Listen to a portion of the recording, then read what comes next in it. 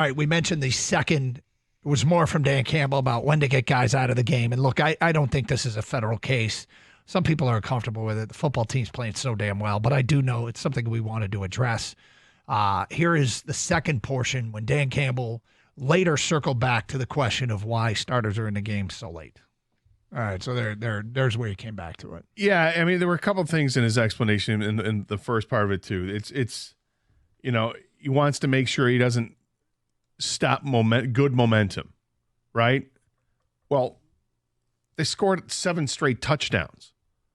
At any point in time, you could have done it after 42, and I think everybody would have been okay. You could have done it after 35, frankly, but it was still early in the second half when he did that. So when he scored 42 and your 6th straight drive with a touchdown, I feel like if you want to take guys out there, no one's going to complain about it, and you still have your momentum, good momentum, because you finished on a high note, which is what he wants to do. If the message is that you don't want to send the message of being fearful of injuries, I mean, that's just a matter of how you address the team, and he addressed the team however he does, and he's amazing at it. That's why it's hard to question it. But for me, it would have been easy to do, okay, you guys deserve a break. Let's get these other guys a chance to play. You know, it's kind of like in college when you get up big and you bring in the other guys, it's because you want to see what give these young guys experience, right? Yeah. But in the pros, it's a different game because you're trying to finish the game, and I guess inherently the message is we don't want the starters to get hurt, but I mean everybody knows it.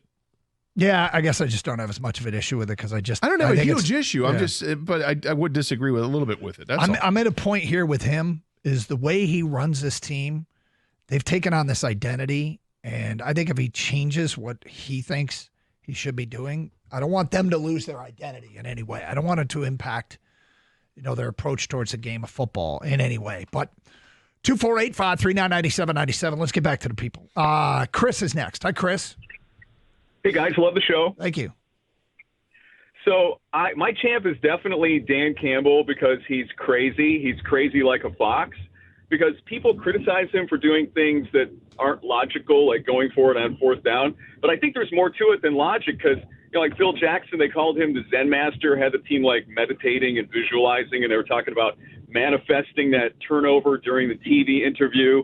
And all of a sudden, when you succeed on going for it on 4th down and things that don't make any sense seemingly, now you've got the team believing that they can do impossible things, like when somebody goes to one of those self-help gurus and they walk across the hot coals and they go, wow, I can't believe I just did that. And now you've got the whole team believing they can do seemingly impossible things, and they're all playing like superheroes. So for me, it's Dan Campbell. I take him over Belichick. I take him over anybody. I've never had so much fun watching the Lions. And the cool thing is that he's doing it, and I bet you they don't even have to sit on meditation cushions in a lotus position. That is a good thing. Chris, it's interesting because I don't know that I really too much disagree with anything you're saying. But the one thing I will say is that when you said you take him over this guy, you take him over that guy, those guys did finish the job. Campbell has yet to do it. It feels, it feels like it's. Look, I don't want to count our chickens, right? There's a lot of football to be played. Seasons are long, and they're on one of these win streaks. It feels like they're never going to lose again.